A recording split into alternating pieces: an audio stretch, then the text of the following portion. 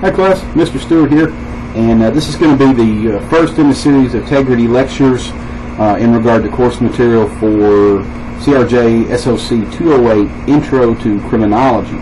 I'm going to point out a couple things first, is that I'm not going to get real deep in the material in the Integrity lecture this week, because I'm sure some of you probably have not obtained your textbook yet, and those of you that have, I'm sure you probably have not had a chance to read Chapter 1 at this point yet. So I'm going to kind of give you an overview of course expectations and talk briefly about criminology, kind of an introduction to criminology for this week, and then I'm sure some of you may have some questions about Chapter 1, which I'll be happy to answer if you send me a message through course messages, or if you text me or email me or whatnot. So I'm not going to get real deep into criminology yet this week. Starting next week in week 2, I'm going to get deeper into the course material. I do want to draw your attention to one thing. Please make sure that you are getting into the course during week 1, and that you are getting at least some graded work done during week 1. That is how I take attendance in the online class. And what is graded work? Discussion boards or weekly reflection papers, basically, is your graded work. So I would prefer you get it all done, everything each week, and not get behind. But I understand the first week, sometimes it's hard to get back in the swing of things. It is summer. I know people are doing other things. But try to get at least one graded item completed during week 1 so that you will not be counted absent and dropped from the course. Okay. Also in subsequent lectures, you may be seeing me speak as well instead of just hearing me speak, but my laptop battery is dead, so I had to put it on the docking station, and while it's on the docking station, I can't use the webcam. So you're just going to hear my voice today, and then probably from here on out we'll have some video lectures of me speaking as well. You should be able to see the PowerPoint presentation that I have up. Also, it says Chapter 1, Crime and Criminology, and I'm going to be going through some of that today. Again, just going to be touching, kind of scratching the surface a little bit, because I don't want to get too deep before you've had a chance to read that material. Okay. Crime and criminology. Criminology is different than criminal justice, and I want you guys to understand that criminal justice is made up of the study of all different aspects of the criminal justice system. That's the police, that's the courts, that's corrections, that's the juvenile justice system.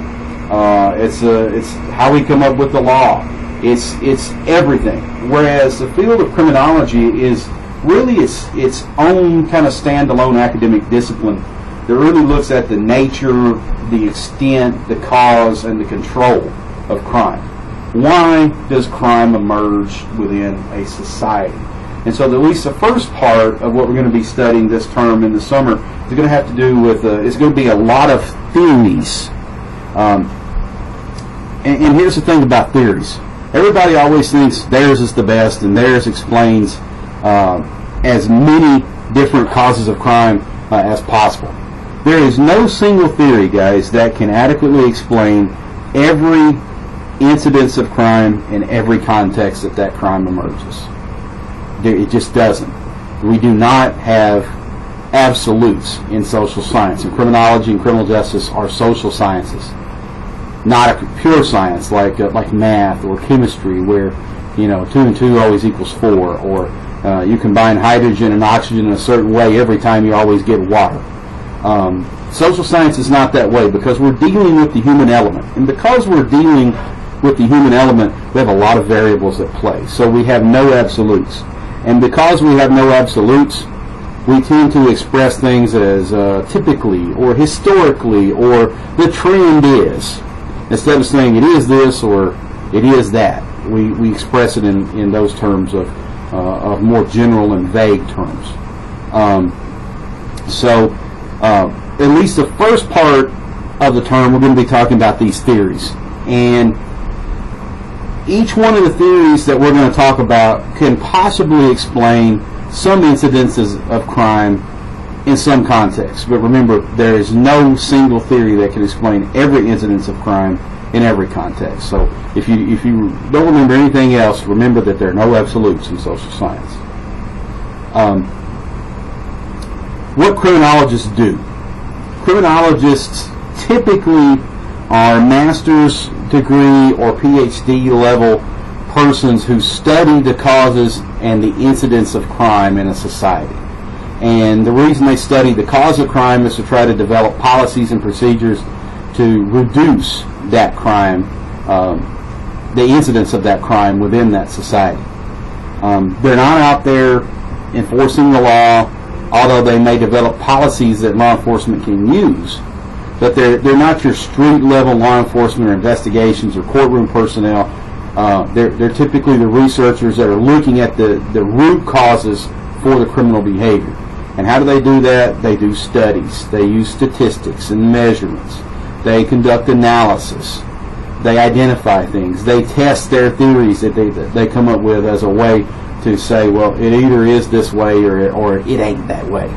And just remember, again, no absolutes in social science. So it would be better to say, well, typically and historically it is this, or typically and historically it is that, or things are trending this way because of, or things are trending this other way because of something different. So just understand, we try not to express terms as absolutes either in social science and especially in criminology. Pardon me. Part of criminology is being able to critically think. And what critical thinking is being able to read a passage or look at some data and come up with your own logical conclusions based upon that data. You know, college is more than simply regurgitation. And many of you, maybe this is your first term in college, and in high school you were used to doing a book report or doing writing a paper on something that was simply a regurgitation of information. In college, we don't like regurgitation. We like you to go out and read several different sources of information, put those things together, and then come up with your own thoughts and ideas based on all that information. And that's really what we do in criminology. We take data from a lot of different sources. We don't just simply repeat it. We think about it. We use critical thinking skills to really synthesize that data. And what that means is we put all of these things together and come up with our own conclusion based upon all of this data. And your conclusion might be different than somebody else's. That's what makes research so fulfilling, is that you don't have to agree with everybody else. You can come up with something different, and if you can prove it with your research with a sound argument, then it's probably going to be accepted. So just understand that. So I guess kind of part of criminology is also learning to do a little bit of research. Now, luckily in this class, you guys don't have to do any applied research. You don't have to go out and really, come up with a research project or anything like that. But you will have to do some research as far as looking up things on Google, looking at things in your textbook, and trying to find current information about some of these things that we're talking about. And I think you'll find that is very helpful to you. Criminologists also develop theories of crime causation, and those theories can be rooted in a lot of different things. They can be rooted in biology. They can be rooted in psychology. They can be rooted in genetics. They can be rooted in socialization. I think you'll find that socialization is a very strong reason why many people do certain things, is because they've learned to do it. They've been exposed to it. They've learned to do it. Everybody else is doing it, so they do it too. So we talked about psychological theories, biological theories, sociological theories. Criminologists also look at penology, and that's the science of punishment, sanctions, and corrections. There actually is method to the madness as to what we do with offenders once we put them in jail. Simply locking them up and doing nothing with them is just not an option anymore. So there is a science to this whole idea of penology. We also look at victimology. We used to think that all victims were simply victims, and that was just that. Now we look at at victimology a little bit differently. We look at victimology from a certain perspective that says, what did this victim do that may have caused them to be a victim? Did they have some involvement in the process that caused them to be a victim? I mean, think about this. If you get lost in town, in a strange town, driving your car, and you end up on the wrong section of town, and you get out and ask the wrong person for directions, and they mug you, you can't say you don't have any participation in the conditions that caused that mugging. Yes, you were victimized. There's no doubt about it. But you probably shouldn't have pulled over at that particular location. You probably shouldn't have got out and talked to that particular person that particular time. You ought to know when you're in a bad section of town. So, typically what we see is a kind of a lack of good decision-making skills is what causes many victims to be victims. So, with that being said, criminologists also look at this idea of victimology. You're going to be reading about that. Well, let's talk for just a minute about the two basic schools of criminology. You have classical criminology and what we call positivist criminology, and you're going to be reading about this. But classical criminology is based on the idea that we as humans have free will. We have the ability to choose whether or not we're going to commit crime. And how we go about making that choice might be based upon, or probably should be based upon, number one, the likelihood of you getting caught committing that crime, and number two, if you get caught, what is your punishment going to be? How severe will it be? How swift will it be? And how certain will it be? I mean, think about this. If you knew that you could get away with stealing $100,000 from your neighbor, and the likelihood you would get caught is low, and if you did get caught, the punishment was not severe, then you might seriously think about stealing that $100,000 from your neighbor, especially if you needed the money. That's human nature. We would consider that. Now, what keeps us from doing that? Many times it's learned behavior. We've learned not to steal. We've learned to, if you're religious, to follow the Ten Commandments. It says, "Thou shalt not steal." We know that stealing is wrong, but it may be that, hey, we're performing what's called a cost-benefit analysis, if you will, between the likelihood of getting caught and the punishment versus the potential reward that we get if we go through with it and it works out in our favor. So the only way we can combat crime under the classical school of criminology is to make sure that we increase the likelihood that you're going to get caught, and when you do get caught, we punish you severely, swiftly, and certainly. So you're gonna see more about that in chapter 1, but that in a nutshell is really what classical criminology is. Positive criminology is almost the complete opposite. It says that people have no choice. That maybe because of their genetic makeup, maybe because of who their parents are, maybe because of their brain chemistry, maybe because of the environment that they're in, that they have no choice but to commit crimes. Most conservative criminologists will say they don't really buy into positivism. There was a lot of bunk in positivist criminology years ago, and many people still don't buy into this whole idea of you have no choice. Most people think you do have a choice. Sometimes that choice might be easy, sometimes that choice might be hard. Most people think you as a person have a choice, unless you happen to be suffering from some psychological disorder which causes you maybe to not have a choice, or maybe the perception that no choice exists. But as a general rule, most normal, ordinary, responsible people have a choice whether they're going to commit crime or not. Make sure you read these next kind of types of criminology either fall under one of those categories or the other, positivism or classical criminology. So make sure you read about sociological criminology. Make sure you look at conflict theory. I'm going to talk about that just a little bit. Conflict theory really has to do with the idea of the ruling class and the working class. The ruling class are those that have money and power. The working class, which is the proletariat, are the people that don't have much money or much power. If you have all the money and the power, you want to keep it. If you have no money and no power, you want to get some. So that puts these two classes of people, the haves and the have-nots, at odds with each other almost immediately. And because they are at odds with each other, what happens is the ruling class ends up making and enforcing laws that are not about right or wrong, but it's about them keeping what they have. It's about oppression. And then therefore the working class ends up breaking those laws because they don't want to be oppressed. If you look at communism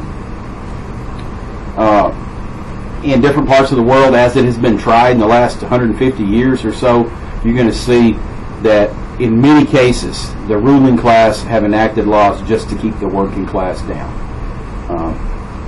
And how do we keep them down? Well, we prosecute them and put them in prison for stuff that really is not about right or wrong, but it's about maintaining a level of power. It's called a differential, or a power differential. So make sure you read conflict theory. That in a nutshell is kind of what conflict theory is. It's pretty interesting. It's also interesting that the same person that brought us conflict theory is also the same person that brought us communism. So just check that out. Look at the group's work on developmental criminology that basically says criminals develop because of all of the different things that they're exposed to during their developmental periods. It really is more of a complex view. It's an integration of socialization, psychological issues, and economic elements that really kind of cause people to engage in criminal behavior from an early age, and we would call that delinquency as a juvenile, and then criminality as an adult. So make sure you read about developmental criminology. Please also look at contemporary criminology, which looks at several other theories. Again, I told you there's a lot of theories in this chapter, and I know you're going to have questions about them, but just make sure you reach out to me if you do have questions. All right, I'm not sure these videos work for you guys. Somebody let me know if the videos in the PowerPoint don't work, and I will try to get them uploaded one way or another. I think I have them available that I can upload them if I can just figure out how to do that. All right. Also, in Chapter 1, make sure you read that section on the concept of crime. Look at the consensus view and the conflict view and the interactionist view of crime. When we study sociology, we look at the consensus view, the conflict view, and what's called the symbolic interactionist view on almost everything. It's three different ways to look at the same issue. The consensus view typically is that crime is a crime because the majority of society says that behavior is a crime. The conflict view of crime is that people who are in power say that particular behavior is a crime. And the interactionist or symbolic interactionist view of crime basically says it is what it is at a particular time, doing a particular thing. It may not always be a crime, but it is in a particular context.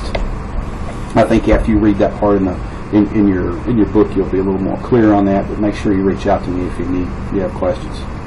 Make sure you know what the definition of crime is. Make sure that you look at some of the evolution of crime and the criminal law in your textbook. Know the difference between mala in se and mala prohibitum crimes. Know the importance of precedent in our justice system. Also look at what the goals of modern criminal law are, whether you agree with them or not. These are what the goals are, so make sure you look at those, please. And you can see that this particular diagram here really gives you a pretty good view of everything that the criminal law does. You may not always agree with each one of those goals, but that is what the criminal law does. You know, one of the things is that it helps to maintain social order. It provides social control. It provides punishment, and it expresses the societal view of morality, what's right versus what's wrong within that society. So make sure you look at that. Also read that section in your textbook about ethical issues in criminology. Basically is what to study, whom to study, and how to study. Because you can make mistakes that would that would be ethical issues, ethical mistakes in doing criminological research. You can study the wrong people for the wrong reasons, or you can just study them wrong. Just don't do it right. So make sure you read that section as too. All right. That's it in a nutshell. Chapter 1, guys. Please read your textbook, participate in the discussion boards, and if you have questions, problems, or concerns, reach out, and make sure you get something gradable completed during Chapter 1. And I'll see you for a more in-depth lecture next week. Bye-bye.